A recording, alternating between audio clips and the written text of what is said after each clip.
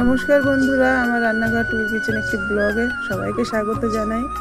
ভাবলাম আজকে একটু বাবার পুজো দিতে যাব। আজকে 19শে জ্যৈষ্ঠ, তো বাড়িতে অনেক সুন্দর ছোট ফুল হয়েছে, সেই ফুলগুলো তুলে একটু পুজো দিয়ে নেবো বাবাকে। তারপর একটু রান্নাবান্না করে বেরিয়ে পড়বো বাবার পুজো দেওয়ার উদ্দেশ্যে। বাবার আদি বাড়ি যেখানে কচুয়া, সেখানেই যাব।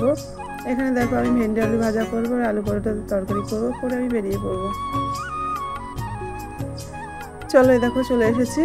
এই দেখো বাবার মন্দিরে ঢুকতেই একটা সুন্দর সাইডে পুকুর বাঁধে, পুকুরটা কত সুন্দর। এই যে বাবার মন্দিরে যাওয়ার রাস্তা, এই যে বাবার মন্দির। এখানে যাওয়ার আগে আগে ওই পাশে একটা পুকুর আছে, দুধ পুকুর। সেখান থেকে হাত পা ধুয়ে জল নিয়ে বাবার মাথায় ঢেলে তারপরে মেন মন্দিরে গিয়ে পুজো দিতে হবে। এই যে সেই দুধ পুকুর, এখানে যারা এসে মানত করে সবার মানত এখানে পূর্ণ হয়। এই যেমন টুকি এখানে জল ভরে নিল।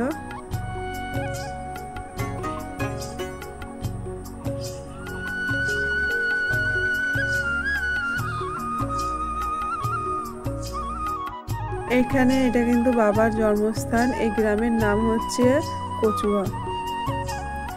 এখানে আমরা সবাই মিলে জল ঢেলে নিলাম।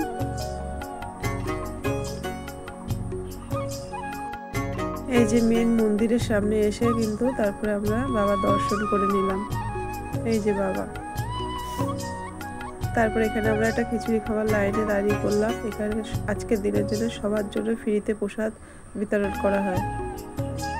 তোমরা যদি আসতে বা জানতে চাও তাহলে অবশ্যই কমেন্টে জানিয়ে আমি তোমাদেরকে বলে দেবো। দেখো এখানে আমরা প্রসাদ খেতে বসে গেছি। এই যে দেখছি এই মন্দিরটা কিন্তু বাবার আদি মন্দির।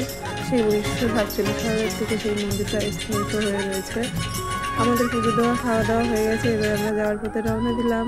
ভিডিওটা ভালো লাগলে লাইক করে শেয়ার করে পাশে থেকো, সুস্থ থেকো, ভালো থেকো।